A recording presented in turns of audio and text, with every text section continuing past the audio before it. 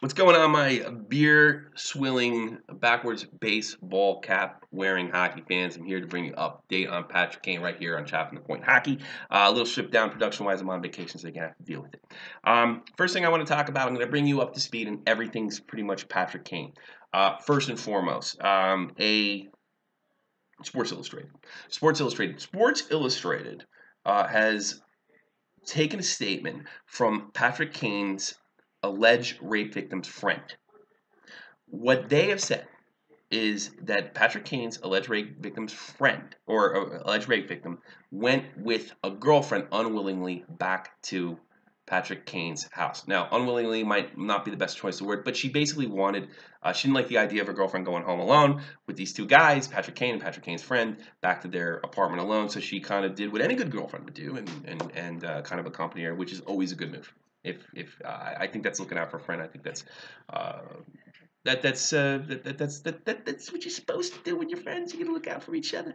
You know that in itself isn't horrible at all. In fact, it's commendable. This was sort of somebody took issue with this, and this person is an interesting person because he's the man that drove Patrick Kane back to his apartment that particular night in question. He's Patrick Kane's paid driver. He's an off-duty cop, and he's Patrick Kane's friend. He said that he didn't see anything of the sort and nothing unusual was going on there, and everybody seemed to want to be there. So it was really kind of a retort to Patrick Kane's alleged rape victim's friends. So we're getting a third hand from Sports Illustrated. Okay, this set off a social media storm, the likes of which were only comparable to when the bar owner who hosted Patrick Kane spoke out. And there was some issue with the way the reporting was done, but there was also some attacks on the bartender. The bartender simply stated what he saw, just like the Patrick Kane's alleged rape victim's friend spoke out to Sports Illustrated, just like Patrick Kane's driver. Now, I usually take, in situations like this, I take all three of their statements with a grain of salt because I'm always worried about people looking for attention and trying to get their name attached to a major case involving an athlete to grab attention. Doesn't mean that's what's happening, but I always kind of take them with a grain of salt. The only difference between all these statements is we didn't see the outrage when the alleged rape victim's friend said it. We have seen the outrage when two people have said they saw something, they didn't see anything unusual. That's where you got the outrage. I find that really unusual. Do you? Well, do I find it? No, I don't. I'm being completely decided. I don't find it unusual. I think people with an agenda would be upset. The only statements they want to hear from the media are the ones that fit their political agenda. Guys like Alan, and if I'm ripping up your name, I don't care because I'm Don Cherry on speed. Alan Bedenko. If I got his name wrong, I don't care. Alan Bedenko wrote in a Facebook post. Apparently, he's some kind of blogger.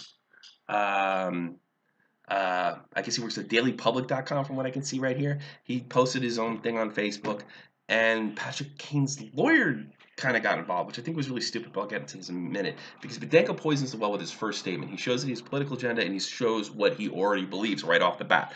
Maybe he's a columnist, maybe he's a reporter, I don't know, but he obviously, he's made up his mind here. In this statement, right off the bat, Kane paid an off-duty cop to drive him around when he was too trashed, interesting choice of words, to drive himself. Right now, you don't like Kane. The fact, trash, drunk, anything like that. Here's another thing. When I went out and went drinking with my buddies, pretty much from the time that I'm 21, I'm going to be 39 next month. The way the laws work in the United States, and I'm pretty sure in New York State too, because I'm from New Jersey, you really can't have a drop. It's just not worth the risk. So you would always call a cab. You would always have a friend drive you home, have a DH, DD, whatever you wanted to call it. So that's just responsible to me. To sit there and poison the well right off the bat, it shows you his bias. He has the luxury to hire a driver, but it's responsible. That's not irresponsible. In fact, it's silly. Kane's paid driver had nothing relevant to say, but he felt compelled to talk to the press anyway. Again, we're seeing a person doesn't have a problem with Sports Illustrated, does have a problem with I guess the bartender and Patrick Kane's driver. Now, it is important to notice that this is Patrick Kane's friend, employee. You got to make up your mind whether you believe it or not. And again, Bedenko is right about one thing. This is not relevant to the case. What's relevant to the case of what the victim's saying, what the defendant is saying, and what's coming back on these kits. On the rape kit, what the forensic evidence will tell. That's the only thing that's relevant. Anything else is just BS. I got a hockey channel up there. I got to talk about BS. There's nothing I can do about it. It's summertime. Patrick Kane is accused of rape. How do I not talk about it? I don't know. But that being said, you see Bedenko get into it. Kane's lawyer, for reasons I'll never understand, decided to get into it with this guy and talk about due process and stuff. You're not going to be able to talk to due process with a guy that already made up his mind. And from what I can see, social justice left, bloggers, people on Tumblr, people on Twitter, people on Facebook, they don't believe in that shit. They're not big in it. And I do see the only thing I could possibly defend Patrick Kane's lawyer on. Ryan Lampert made a statement recently that guys that wear their baseball caps backwards are talking a lot about due process. Due process is just another way of saying, I'm paraphrasing, of course, she's a liar. Well, that's crap. Saying due process is not rape apology. And that's really what Ryan Lampert's suggesting. I'm sure he's seeing this stuff, and he's getting frustrated. So he tried to get in with this social justice nut. Bad move. Bad move. Irresponsible. Stupid. It can't go their way. These people are not honest people. They have political agendas. I gotta be honest with you. I noticed that Tumblr, I noticed that Twitter, Facebook, they're so offended by fans hoping Patrick Kane didn't do it. Even wanting Patrick Kane to not do it. I gotta be honest with you. I think it's more honorable to hope or want to Patrick Kane had not committed this horrible crime. Here's why. That means nothing happened. That means no rape happened. Nobody got hurt.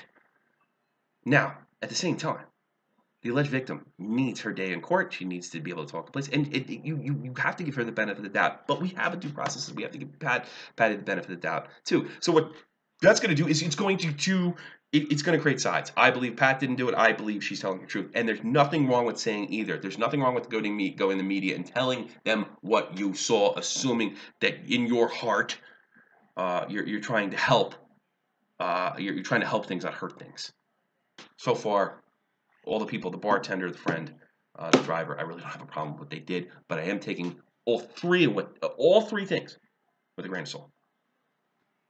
There's generally not enough information. I know I sound like a broken record. There's simply not enough information about this particular event. And so people are frustrating, and they're doing what Alan Bedenko did, and they're doing what a lot of fans on my page did. They're just assuming. A lot of my fans are saying she's a gold digger. I don't know that. You don't know that. Patrick Kane's, this guy Alan Bedenko, he's walking right up to the world goal. I mean, it does seem that guys like, and I'm just using Bedenko as an example. It's like they want their worldview fit that this guy is just a self-entitled white raping douchebag. If he doesn't get his own way, he takes it. Now, Patty has a history. He beat up a cab driver over a couple cents. That's horrible. It shows a sense of entitlement that I can't grasp. But it don't make you a rapist. And it's just as lousy to sit there and kind of suggest that. He hired a cab driver. He hired a guy to drive home because he was too drunk. What a jerk. I mean, you better be doing that, dude. What, are you driving home after you go out? Or are you too good for it? I'm not. In Germany. That's right. It tastes as good as you think it does. I'm Tommy C. That's my opinion. Keeping the ball rolling right here on Shot from the Point. Stay tuned. Maybe I'll do some more videos if I get time. If I don't, you're out of luck. Shot from the Point Live will not be this week at 3 p.m. Eastern Standard Time this Sunday, but it will be on next Sunday. So keep that in mind. Thank you very much. Leave your comments below. I'll put the article below. Thank you very much. Have a good one. Peace. And you know what? Hey, Alan, eat me.